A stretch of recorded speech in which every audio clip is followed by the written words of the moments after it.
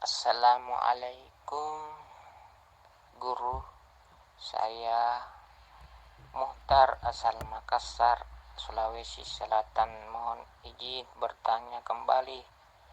Dalam 2 kalimat syahadat ada persaksian. Siapakah yang menyaksikan dan yang disaksikan? Sedangkan kita yang membaca kalimat tersebut. Dan apabila yang menyaksikan dan yang disaksikan adalah sama, apakah perlu saya membedakan antara satu dengan yang lain? Sedangkan diri yang syair ini menyatakan keesaan antara Allah dengan Muhammad. Mohon penjelasan guru. Semoga saya tidak keliru. Wassalamualaikum warahmatullahi wabarakatuh. Waalaikumsalam warahmatullahi wabarakatuh. Bismillahirrahmanirrahim. Ashhadu an la ilaha illallah wa ashhadu anna Muhammadar Rasulullah. Allahumma sholli ala Sayyidina Muhammad wa ala ali Sayyidina Muhammad. Rabbis rahli sadri wa yassir li amri wahlul 'uqdatam min lisani yafqahu qawli. Amin.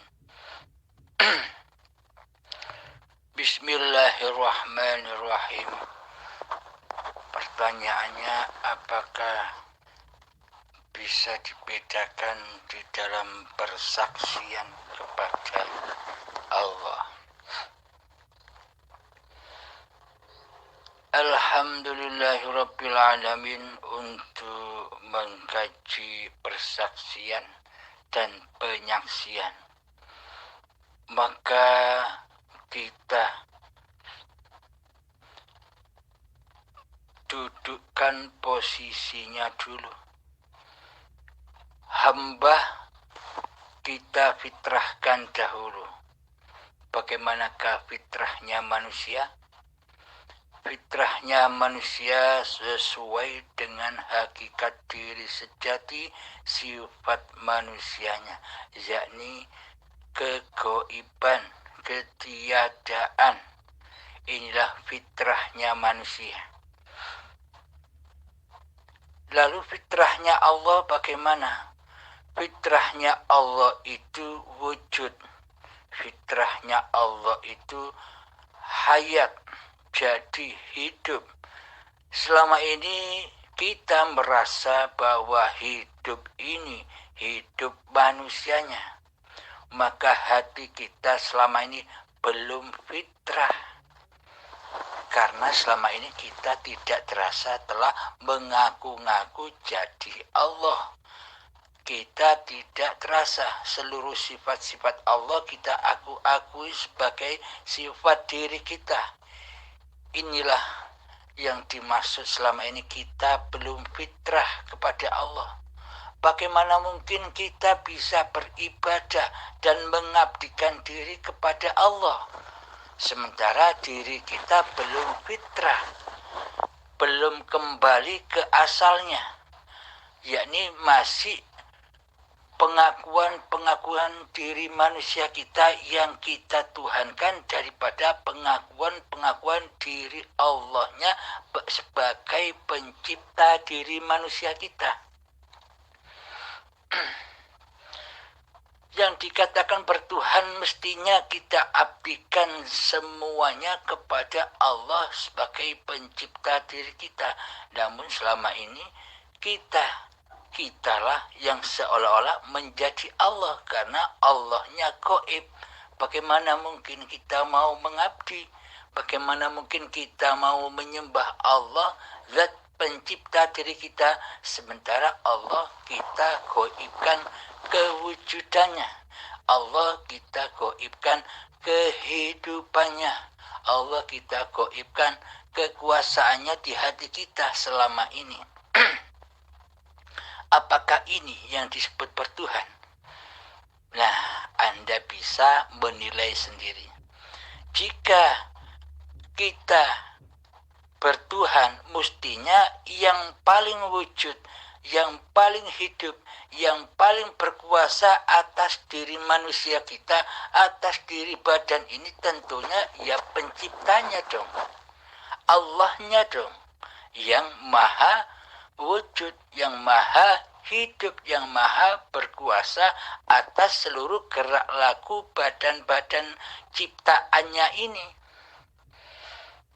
Bagaimana mungkin kita bisa menyaksikan Allah di dalam persaksian syahadat kita, sementara diri manusia kita belum fitrah, belum suci. Karena Allah itu demennya, cintanya kepada yang suci-suci. Maka sucikanlah diri manusia kita agar kita bisa menyembah dan mengabdikan kembali diri kita kepada Allah. Karena Allah itu suci, sukanya juga yang suci-suci. Maka dari itu Kanjeng Nabi Muhammad mengutus umatnya untuk beribadah, untuk bersyariat. Tujuannya hanya untuk itu, hanya untuk mensucikan diri manusianya hingga ketemu dengan yang maha suci. Di dalam alam lillahi ta'ala, sesuai dengan innamal a'malu binniyah, di dalam segala niat-niatan ibadah dan sholat yang kita lakukan, yakni di ujung kalimat ada kalimat lillahi ta'ala, alam kefitrahan Tuhannya. Akan tetapi selama ini kita tidak mampu membuka itu, kita tidak mau menggali alam kefitrahan Allah, yakni lillahi ta'ala. Kita selalu kembali ke alam anar, ke alam hawa nafsu kita sendiri, yakni li nafsi. Segala perbuatan dan laku apa yang dilakukan oleh badan kembali kepada milikku hamba. Inilah tanda selama ini kita belum bertuhan dan beragama di sisi Allah. Perlu kita sadari semua hal ini. Nah, untuk membedakan persaksian bagi hamba yang sudah kembali kepada kefitrahan diri manusianya, diri hambanya yang gaib, yang tiada, yang mati, apakah mungkin hamba bisa membeda-bedakan persaksian-persaksiannya? Bila masih ada hamba yang merasa membeda-bedakan persaksiannya, maka ini disebut belum sampai kepada kefitrahan hambanya, karena hambanya masih ada dan hambanya memilah-milah sesuatu persaksian itu, maka hambanya belum fitrah, kembali kepada asal jati diri manusianya, yakni ketiadaan, kegoiban diri manusianya. Namun bila manusianya sudah kembali dengan rela dan ridho, kembali kepada asalnya, kegoiban, ketiadaan, maka yang menyaksikan Allah itu siapa? Yang menyaksikan hidup itu siapa? Dulu ketika Allah masih gaib, ketika Allah masih tiada, ketika Allah masih mati di hati kita, yang ada hanya diri kita sendiri, yang wujud hanya diri kita sendiri, yang hidup hanya diri kita sendiri. Kan yang kita rasakan selama ini bahwa yang tahu diri Abdul Halim, ya Abdul Halimnya, ya kan? Manusia lain tidak akan tahu isi hati Abdul Halim.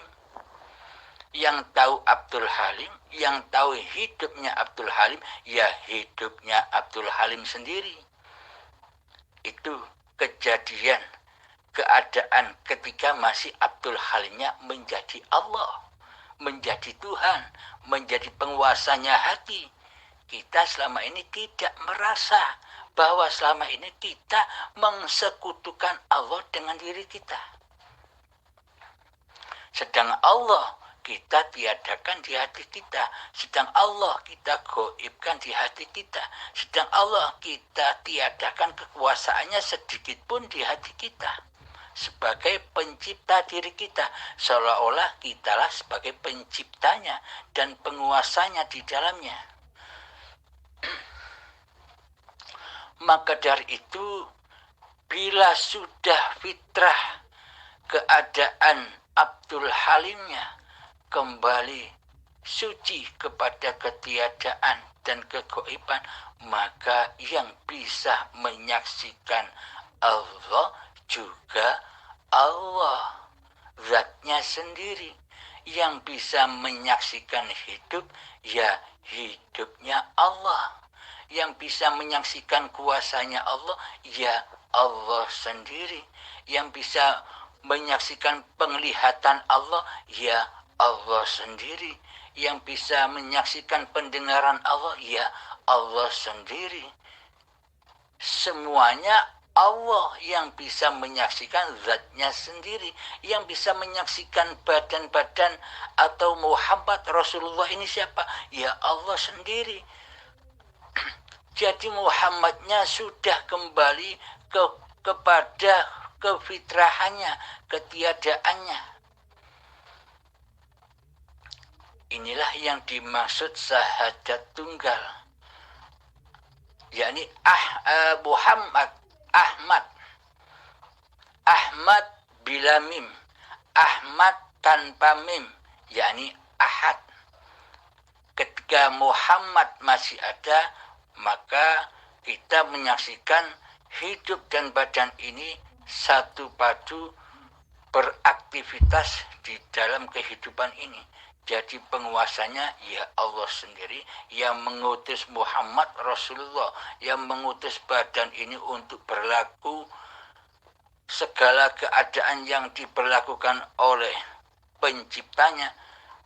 Maka inilah yang dimaksud asyhadu an la ilaha illallah wa asyhadu anna Muhammad Rasulullah. Yakni di dalam hati menyaksikan hiduplah yang mempergerakkan badan. Ini masih 2 kalimat syahadat. Untuk mencapai puncaknya, dengan kita merealisasikan, mengistiqomahkan, melanggengkan syahadat 2 kalimat syahadat ini, nanti kita dituntun sendiri. Yakni Allah lah yang menuntun, Allah lah yang menunjuki jalan-jalan lurus kepada Allah. Jadi ketika kefitrahan diri manusia kita terjadi, kegaiban diri manusia kita terjadi, maka disitulah Allah membimbing manusia-manusia yang sudah rela dan ridho kembali ke alam fitrahnya, ke alam ketiadaannya, ke alam kegaibannya, bahwa yang wujud atas alam semesta ini hanyalah Allah. Selama ini kita hanya bisa berbicara demikian. Yang wujud hanya Allah di dunia ini, yang berkuasa hanya Allah di dunia ini. La haula wa la quwata illa billahil aliyil azim. Terputuslah kekuasaan manusia di dalamnya. Akan tetapi selama ini kita hanya omong kosong doang. Kita hanya dusta di hati kita doang selama ini. Karena kita belum mengaplikasikan apa yang ada di dalamnya. Maka dari itu, bila kita ingin membuktikan pembuktian demi pembuktian keadaan ketauhidan dan keimanan kita di dalam Islam, karena Islam itu tauhid. Tanpa tauhid, tanpa mengesahkan Allah di dalam hati kita, itu bukan disebut Islam. Perlu Anda ketahui bersama. Jika tanpa hati mentauhidkan dan mengesahkan Allah di hati kita, itu namanya belum syahadat di sisi Allah. Meskipun di sisi manusia sudah bersyahadat. Coba kita pikirkan, Anda, kita, saya beragama itu untuk manusia ataukah untuk Allah? Kita beragama dan beribadah sholat selama ini untuk manusia ataukah untuk Allah? mempersembahkan diri kepada manusia ataukah mempersembahkan diri kita kepada Allah. Nah, ini tolak ukurnya. Yang bisa menyaksikan hati kita masing-masing adalah diri kita sendiri. Bagaimana keadaan hati kita selama ini kepada Allah? Kita menjadi Allah ataukah kita menjadi hamba Allah? Bisa kita perhatikan, bisa kita lihat sendiri, kita saksikan sendiri bagaimana keadaan hati kita. Karena yang mengetahui hati manusia adalah manusia itu sendiri. Qiyamuhu binafsihi, hanya masing-masing diri manusianya lah yang tahu atas keadaan hati dirinya sendiri. Maka dari itu Allah juga menunjuki hati hamba-hambanya, Allah pun juga mensesatkan hati hambanya dari jalan fisabilillah. Jadi kita bisa koreksi di dalamnya. Aku ini termasuk orang-orang yang ditunjuki Allah ke jalan lurusnya, ataukah aku ini termasuk golongan orang-orang yang disesatkan oleh Allah dari jalan keselamatan menuju Allah. Kita koreksi hati kita sendiri-sendiri.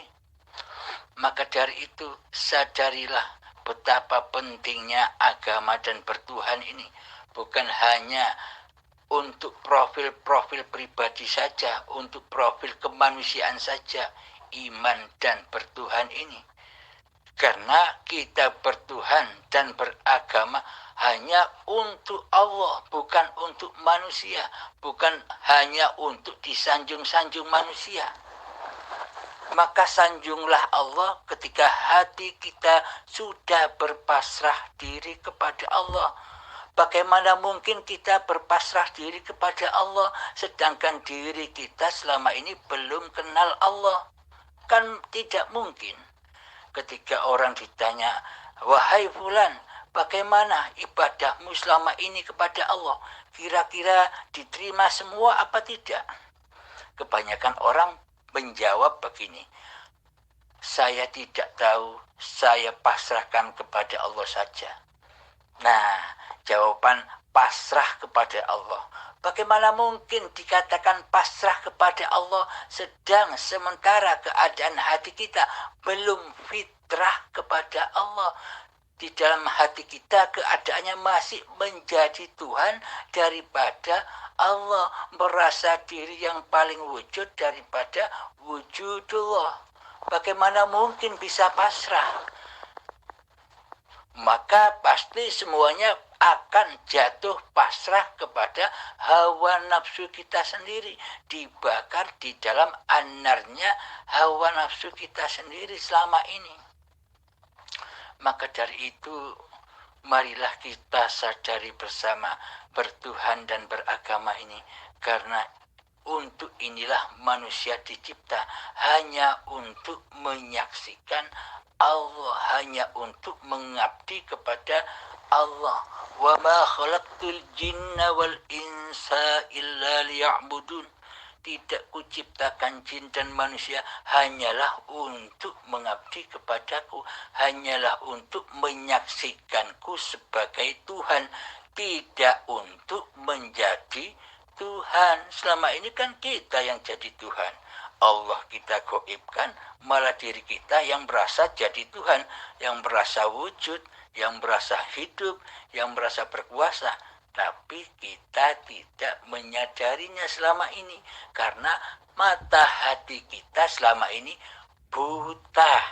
Karena mata hati kita selama ini hati yang keras melebihi kerasnya batu, sehingga digodok di anarnya hawa nafsu selama ini.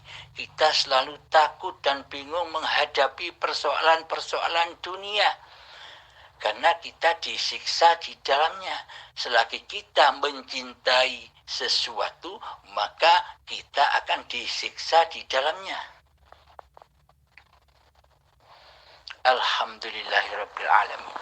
Jadi pada inti pertanyaannya, jika masih ada penyaksian-penyaksian diri hambanya yang merasa bisa menyaksikan, yang masih merasa wujud, yang masih merasa hidup, maka persaksian-persaksian itu bohong, dusta. Bila hambanya belum fitrah, belum kembali kepada ketiadaan diri hambanya, kegoiban diri hambanya. Jadi pada intinya fitrah itu ketika keadaan hati sudah terbalik. Dulu Allahnya goib, dulu Allahnya tiada, dulu Allahnya mati, yang hidup hanya diri manusianya, maka baliklah keadaan itu. Kini Allah lah yang hidup, hidup ini Allah lah yang nyata di dalam hati kita sebagai penguasa dan raja singgasananya hati. Nah, ketika itu pula goiblah keberadaan diri manusia kita, tiadalah kekuasaan diri manusia kita di hati kita, yang ada hanya Allah. Jadi inilah yang dimaksud persaksian, yang bisa menyaksikan Allah ya zatnya sendiri, hidupnya sendiri. Yang bisa menyaksikan kekuasaan Allah atas badan-badan ini, ya Allah sendiri. Lalu ada timbul pertanyaan di kalangan manusia. Kalau sudah hidup ini Allah, berarti Allah bebas melakukan segala sesuatu, meskipun itu kemungkaran di sisi manusia. Memperkosa, merampok, mencuri, Allah bebas dong. Nah, ini bagi orang-orang yang belum sampai imannya kepada Allah. Bagaimana mungkin manusia bisa melakukan itu semua tanpa Allah yang menggelar jagat raya ini? Maka dari itu, bila hamba ini sudah kembali fitrah kepada diri kehambaannya, maka selamatlah segala laku tindaknya kepada makhluknya. Karena keberadaan diri hambanya sudah fitrah, sudah tiada. Maka Allah lah sebagai penguasanya, bukan makhluknya yang merasa berkuasa. Maka dari itu bila kemanusiaannya sudah fitrah kembali, maka muncul ayat al-insanu sirri wa ana sirruhu. Manusia itu adalah rahasia dan akulah rahasianya. Kata Allah demikian. Manusia, badan-badan manusia itu hanyalah bayangan-bayanganku. Yakni badan-badan manusia ini adalah seluruhnya bayangan hidup. Hiduplah yang memakai bayangan itu. Seperti baju ini akan bisa bergerak bila kita pakai. Bila baju ini tidak kita pakai, maka baju itu tak bisa apa-apa, seperti mayat. Akan tetapi bila kita pakai baju ini bisa ada di sini, bisa ada di Jakarta, bisa ada di Malaysia, bisa ada di Mekah, ketika baju dipakai oleh sang pemiliknya. Akan tetapi bila baju itu tidak dipakai oleh sang pemiliknya, maka baju tidak bisa apa-apa. Akan tetapi selama ini iman Islam kita hanya memandang bajunya, bukan memandang siapa pemilik baju itu. Maka mungkinkah manusia bisa menyaksikan Tuhannya, sementara di hatinya hanya memandang bayangan-bayangan baju itu saja, sedang di hatinya masih duduk manis di dalam syariat kemanusiaannya, tidak beranjak menuju kepada syariat Tuhannya sebagai penguasa diri manusianya. Alhamdulillahirabbil alamin. Semoga penjelasan yang singkat ini bisa memahamkan diri saya terutama dan kita semua pada umumnya. Karena pada hakikatnya tak mungkin Abdul Halim, sosok manusia Abdul Halim ini bisa berkalam-kalam seperti ini tanpa dia yang rahasia. Tidak mungkin. Abdul Halim ini cuma mayat yang diperjalankan.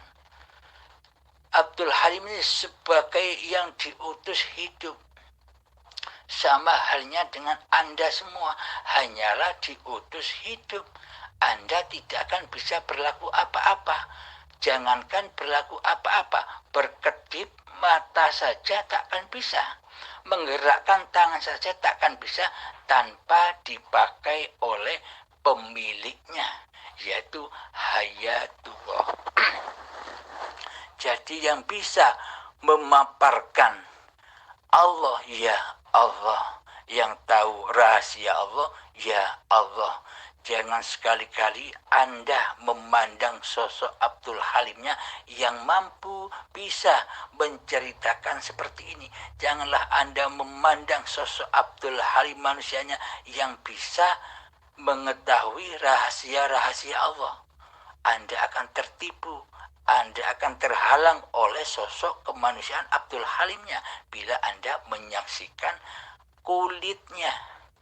Jadi saksikan isinya, menyaksikan isinya, saksikan isinya. Siapa hakikat di dalam Abdul Halim ini? Dan siapakah hakikat di dalam diri Anda sendiri yang bisa memahami paparan ini? Yang paham Allah, ya Allah. Yang paham hidup, ya hidup. Selagi di dalam hati Anda mengaku diri Anda yang paham, maka hakikatnya Anda belum paham. Bila di dalam diri Anda sudah fitrah kehadiran, kewujudan diri kemanusiaannya, sudah suci kepada ke alam kegaiban, berarti yang ada kan Allah. Yang menyaksikan dan yang disaksikan, ya Allah. Yang melihat dan yang dilihat, ya Allah. Yang mendengar dan yang didengar, ya Allah. Semuanya hanyalah Allah sebagai pelaksana gelar panggung sandiwara alam semesta ini. Alhamdulillahirabbil alamin. Akhir kalam. Assalamualaikum warahmatullahi wabarakatuh.